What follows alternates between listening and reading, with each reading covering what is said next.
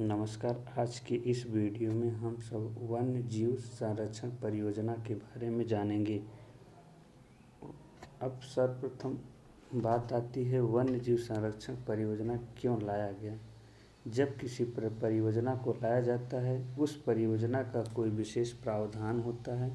उस प्रावधान में हमें कुछ आवश्यक लाभ के उद्देश्य से किया जाता है। इसी तरह से अब हम जानते हैं कि वन्य जीव संरक्षण की परियोजना के बारे में। अब देखते हैं वन्य जीव। वन्य जीव क्या है। अब हम वन्य जीव जानेंगे, तब इसके बाद संरक्षण, फिर परियोजना का अध्ययन करेंगे। वन्य जीव जंगली जीव हर उस पौधे, वृक्ष, जानवर और अन्य जीव को कहते हैं जो मानव द्वारा अब तक पालतू न बनाया गया हो। वन्य जीव सभी परितंत्र में रहते हैं, निवास करते हैं। जिस परितंत्र में निवास करते हैं, यानी परितंत्र का मतलब होता है जहाँ वे निवास करते हैं, वे जैसे नदी, रेगिस्तान, मैदान, घास मैदान। अब हम देखते हैं संरक्षण। जब ये जीव पाए जाते हैं तो इन्हें संरक्षण क्यों किया जा रहा है। मनुष्य को जब किसी आवश्यकता की पूर्ति करनी होती है तो प्रकृति से ही प्राप्त करने की उम्मीद रखता है और उसे प्रकृति में ही छेड़खानी करता है। और जब हम वन्य जीव समूह ऐसे करते रहने से वन्य जीव या प्रकृति में हानि होती है। इनके संरक्षण यानी बचाव के लिए कुछ परियोजनाएं चलाई गई। अब परियोजना चलाने का कुछ न कुछ उद्देश्य होता है। परियोजना बिना उद्देश्य के अधूरी होती हैं। अब इस परियोजना के अंतर्गत हम सर्वप्रथम पढ़ते हैं गिद्ध परियोजना या गिद्ध प्रोजेक्ट। यह किसे लाया गया था। विश्व भर में कुल 21 प्रजातियां पाई जाती हैं, जिसमें से कुल 9 प्रजातियां भारत में पाई जाती हैं। वर्ष 2000 में इंटरनेशनल यूनियन फॉर कंजर्वेशन अर्थात IUCN को जब गिद्ध की संख्या खतरनाक साबित लगा, तब उन्होंने एक रेड लिस्ट अपनी जारी किया। अब रेड लिस्ट जारी करने का मतलब, अगर रेड हो गया तो खतरा निशान बता रहे हैं। अब इसको कैसे संख्या कम हुई, इसके कारण को जानते हैं। गिद्ध की संख्या लगातार घटने के कारण डोक्लोफिन नामक दवा, जो पशु के दर्द निवारक में प्रयोग की जाती है, ये दवा है, ये इम्पॉर्टेंट है और ये दर्द निवारक पशुओं में प्रयोग किया जाता है।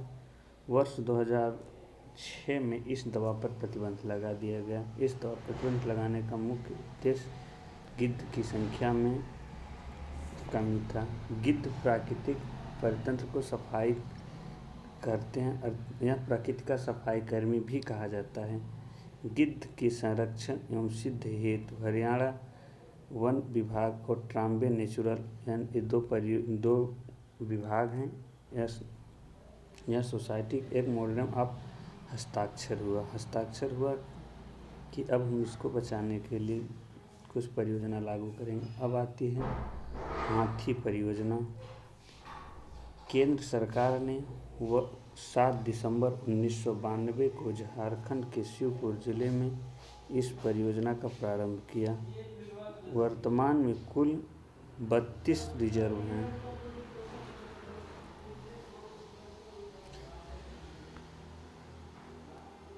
1 अप्रैल 2004 को हाथियों की अवैध शिकार का निरीक्षण किया गया, यानी कि हाथियों की जब जनगणना किया गया, यह पहली जनगणना हाथियों का था। अब देखिए क्या कहता है एलिफेंट रिपोर्ट। यह एक रिपोर्ट विभाग है जो 2012 में प्रस्तुत किया गया, यानी 2012 में इसकी रिपोर्ट आई। इसके अनुसार भारत में कुल लगभग 27,000 हाथियाँ पाई जाती हैं, जो विश्व की कुल संख्या का 60% है। अब आइए देखते हैं बाघ परियोजना। भारत में इस परियोजना का प्रारंभ 1 अप्रैल 1976 को हुआ था।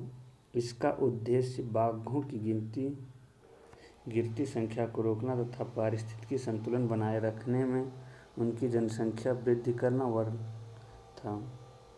वर्तमान में कुल 253 बाघ परियोजना आरक्षित क्षेत्र हैं।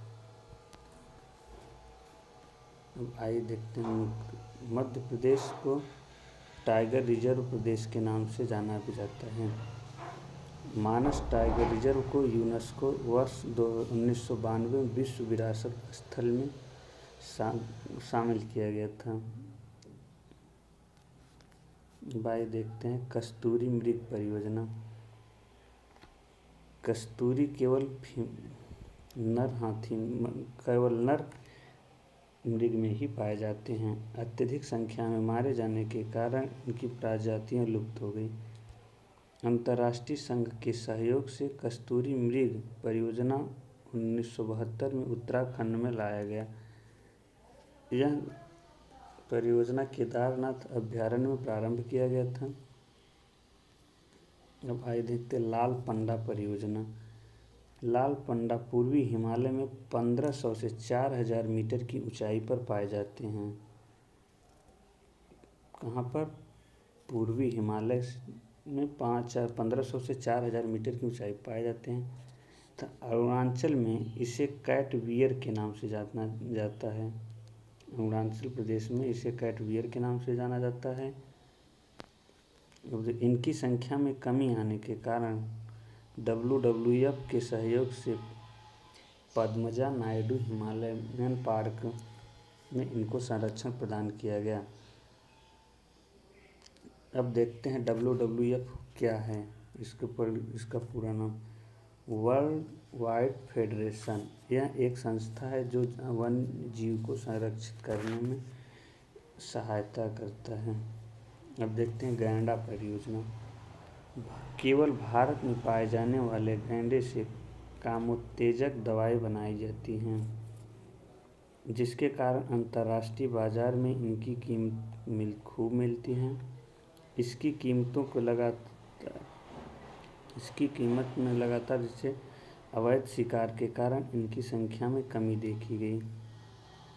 वर्ष 1987 में इनके संरक्षण परियोजना का शुभारंभ किया गया।